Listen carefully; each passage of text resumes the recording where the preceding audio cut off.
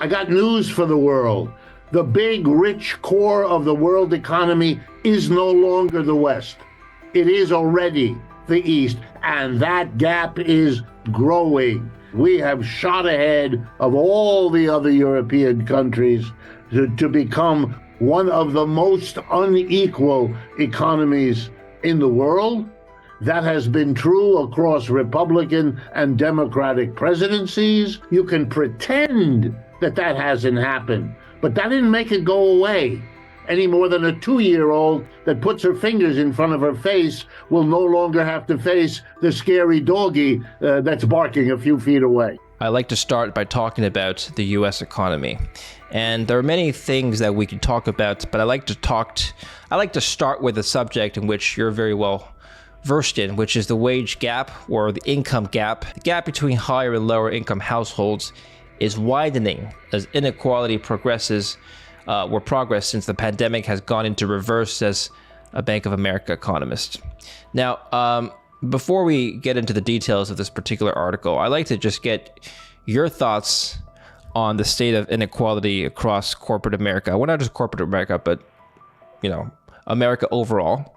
And what your research has shown in terms of progress on equality, inequality, and what the direction of this trend is, given the last 7 months of development with tariffs, policy changes, and fiscal policy. Okay.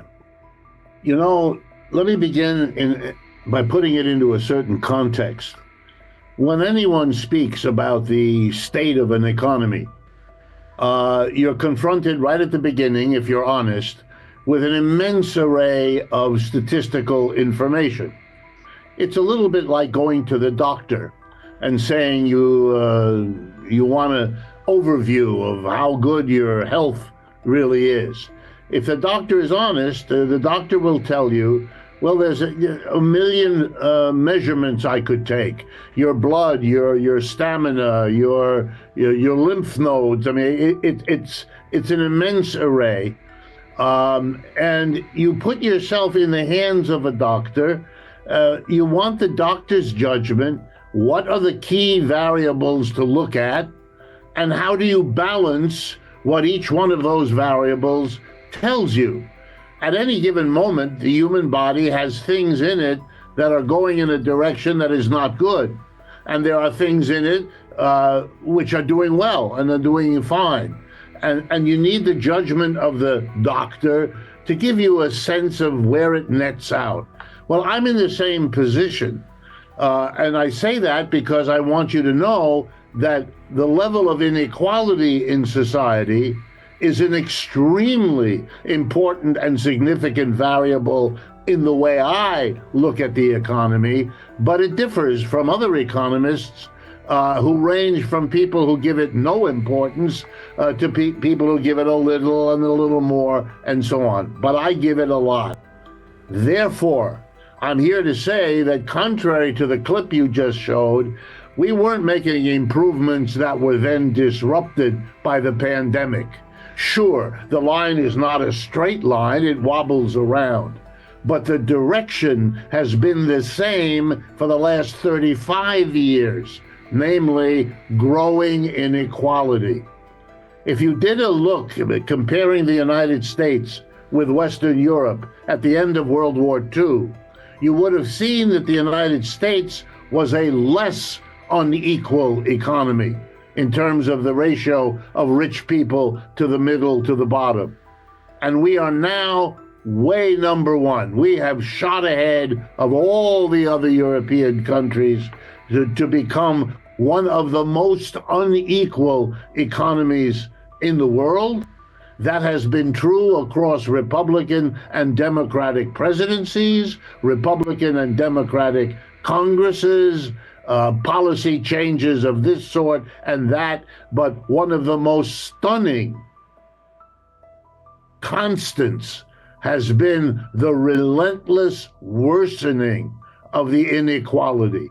And I would argue that that reality is deeply affecting, or maybe I should use the word infecting the rest of the economy. Wage growth for lower income households dropped to just 1.3% year over year in July, while it accelerated to 3.2% for higher income households, according to research from the Bank of America. This result is the biggest gap between top and bottom earners' wage growth since February 2021. It's a warning sign for the economy despite a strong overall spending picture. Bank of America Institute senior economist David Tinsley told Fortune in an interview, in some sense, we had an improvement in lower income wage growth since the pandemic, and now that's gone into reverse. What can you attribute this trend to, Professor? Well, it seems to me that there are the usual candidates for this situation. Number one, there is the turmoil. There's no other way I can describe it.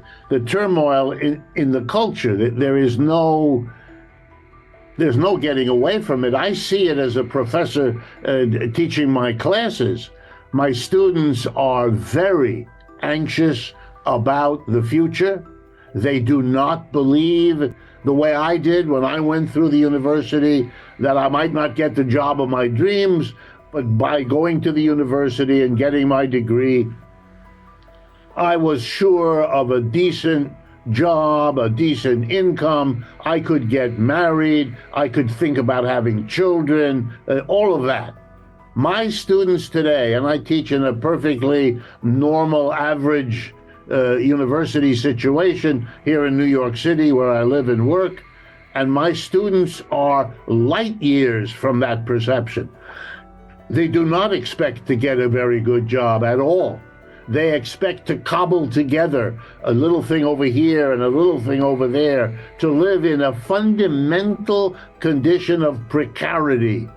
And I think what you're seeing is the reflection of the fact that we have a very, very insecure job market.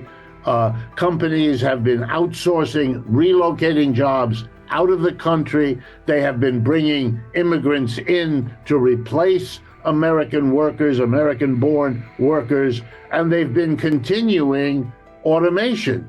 I mean, my students' mentality is we're all about to, and this is a joke, but you don't have to be a Freudian to understand what the joke is telling you. The joke is AI is eating our future. And we are going to have to survive in an environment that does that.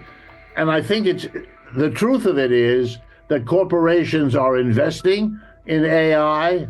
Whether that's a reasonable decision, that's another matter. I'm not so sure at all. But they are, and they're pumping money into AI, and they are resisting Mr. Trump's efforts to reshape the global economy. The bottom line is, the job situation is both fluid and negative in terms of how people are reacting to it. And I think those statistics reflect all of that.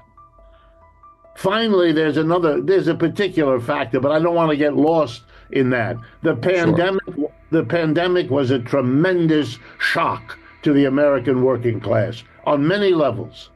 But one of them was not wanting to have the kind of work life that they had before, finding that return to their job wasn't really feasible, discovering that their employer had taken the advantage of the pandemic to try very hard to get 4 people to do what they used to have 6 people doing, that the conditions of their work were different. They then quit their job, they look for something else, they don't find it.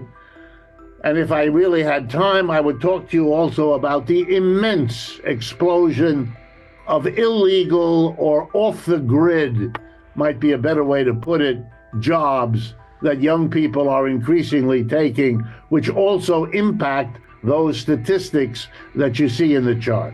There are cracks showing up in the labor force, which we can talk about in more detail. Fed Chair Jerome Powell highlighted some of these concerns at the Jackson Hole Symposium last week. However, if you take a look at what's being released this week, GDP numbers for the latest quarter came out, and the last quarter increased at 3.3% annualized. This is the second estimate from the Bureau of Economic Analysis, released Thursday, August 28th. And the initial reported consensus expectation was only 3%. And so GDP growth, real GDP, actually came in a little bit higher than expected. It seems to me that there are somewhat conflicting signals. On the one hand, perhaps we've got a slowdown in labor growth. We've got, like we've talked about earlier, a rising inequality and the lower income households not gaining anything in terms of wage growth. But on the other hand, the economy overall is growing faster than expected. What do you make of this divergence? Well, I have to now say something I would not have said to you in our last conversation. I am among a majority of American economists, left-wing, right-wing, and center, who do not know anymore whether we can take seriously the statistics coming from the government. What was done to the Bureau of Labor Statistics a few weeks ago when Mr. Trump fired the lady who was at the head of it because he didn't like the revisions to earlier months this year, the very downward revisions in the labor market that you're referring to, has led us to wonder as a profession whether we are now going to have to develop our own statistical series, if we even can do that, that we could rely on, because the politicization that Mr. Trump undertook really makes all of this very, very, very questionable. Is it possible that the GDP took a bit of a turn up as opposed to something else? Yes, that is possible. There may have been some specific events that provoked that.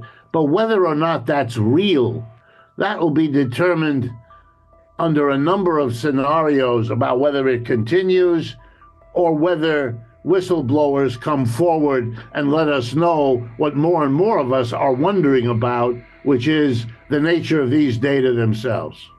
Data aside, what is your outlook for job security for the middle class of America? I think that's the ultimate question that a lot of my viewers want the answers to.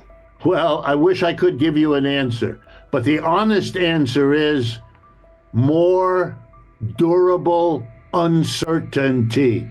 If there's anything that Mr. Trump's economic policy, and I'm using that word loosely, if there's anything that policy has introduced that is really novel and new, it is radical uncertainty in our economy.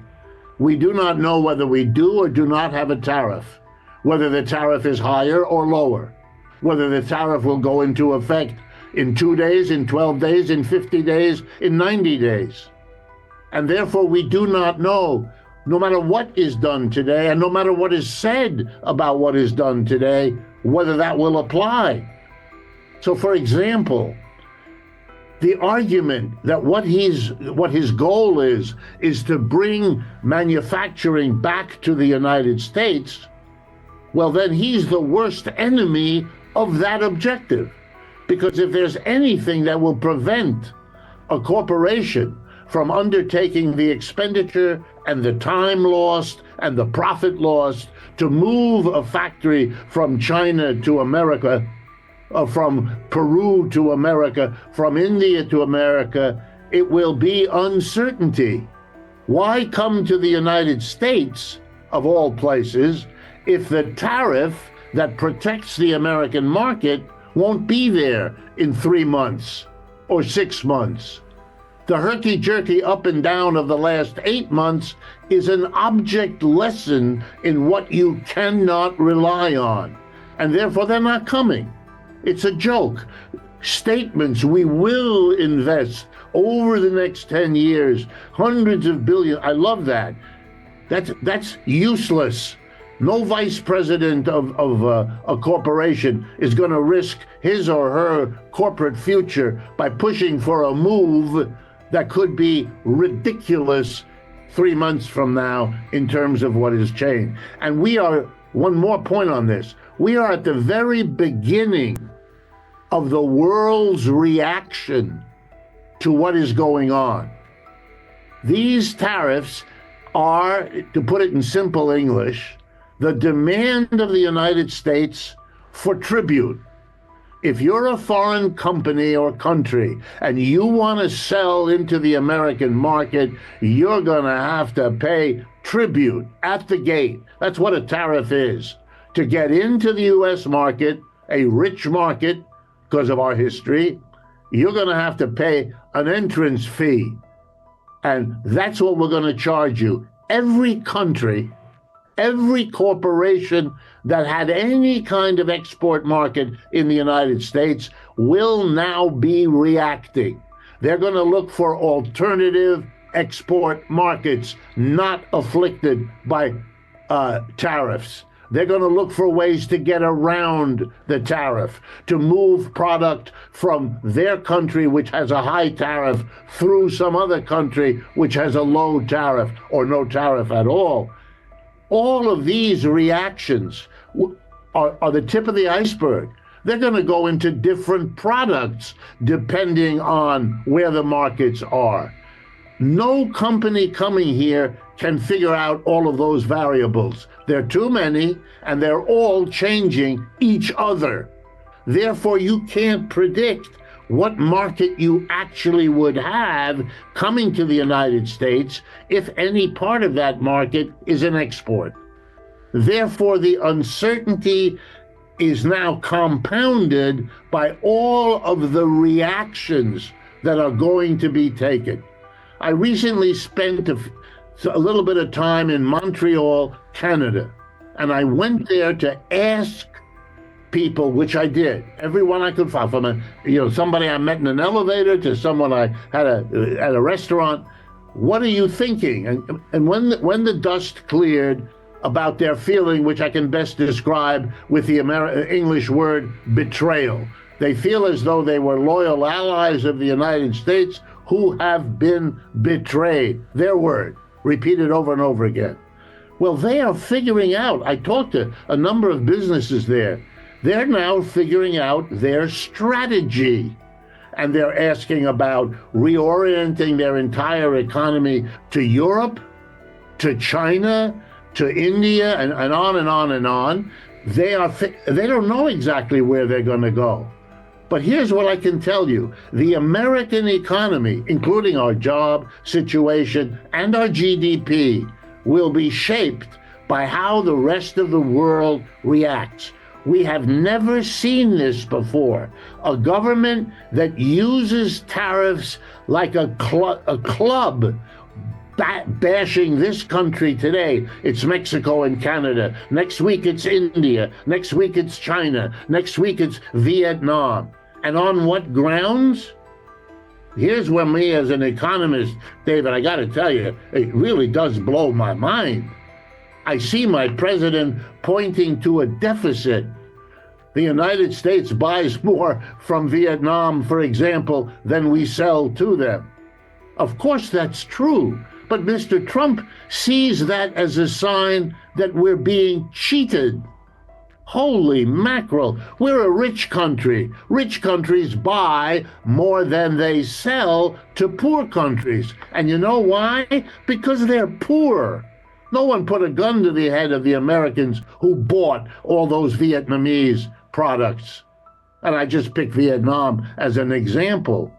But blaming the country and then using that to hit the world with tariffs, we are becoming, economically speaking, I'm not talking politics here, but economically, we are a rogue nation in the sense that people do not understand what in the world is going on and what is going to happen, and they are figuring out ways to disconnect from the United States so that the uncertainty doesn't bite them where it hurts.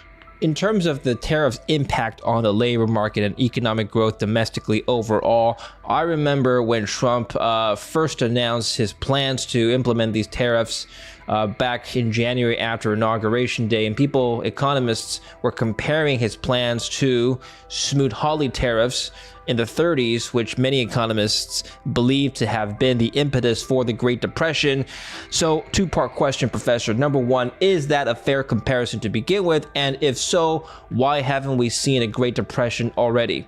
The answer to the last part first. It takes time. It always takes time. A tariff, even one that was imposed, end of story. We don't have that. The analogy with Smoot-Hawley doesn't work because we weren't in a Great Depression already, and we weren't up and downing it and delaying it in this chaotic way of the last 8 months. So it really is a different story. But here's the most important kind of role. The basic argument of the people who connect the Great Depression with Smoot-Hawley is not that it caused the Great Depression, but it worsened it. The Great Depression needed a tremendous stimulus. And what you were doing with Smoot-Hawley was shutting down the world economy, having every country turn in on itself. This was a very dangerous way to deal with a problem that should have been understood right at the beginning was global in nature. 1929 October, when everything falls apart. It falls apart in Britain, it falls apart in Germany, falls apart in France, falls apart in the United States. Hello, it's an international event. And the logic that people want us to learn from that is if you have an international economic breakdown, you better come up with an international solution. Otherwise, which is what happened in the 30s, every country tries to solve its problem at the expense of the other, with the net result of making it worse for everybody. That's what's going on now. That is a similarity. But we are at the early stages. We might be further along if Mr. Trump had imposed a tariff, whatever it was, and declared it a done deal. That would have horrified the rest of the world, but what Mr. Trump has done has horrified the rest of the world anyway.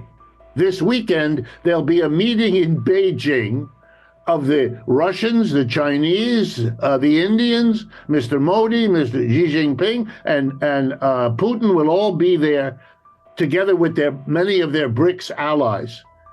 And we're seeing the coming together of the rest of the world, and you can bet they will be discussing how they can help each other evade and avoid both the sanctions and the tariffs, which by the way, increasingly resemble one another. In other words, tariffs are being used like sanctions to punish the enemy.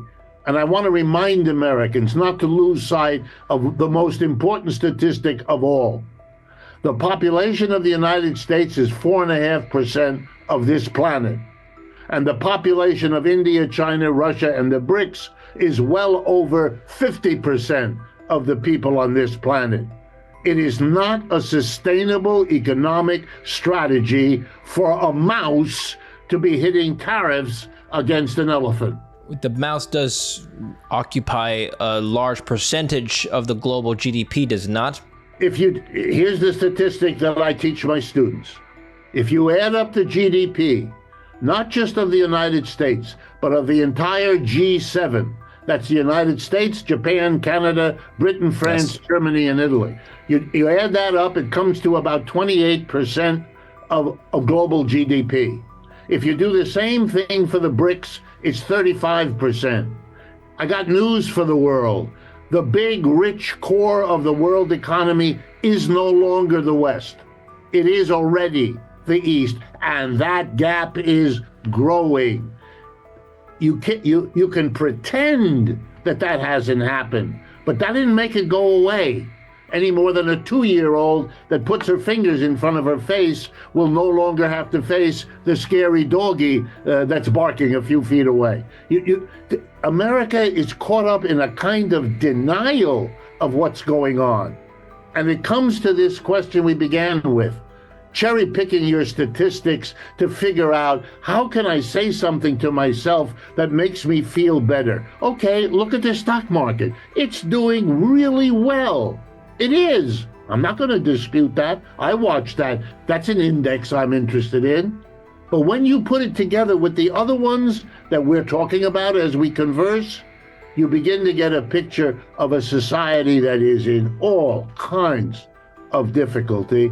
And for me, Donald Trump and what he does is a reflection, is an effect of a society in trouble, kind of desperately reaching out for new ways to try to constrain what is unfolding.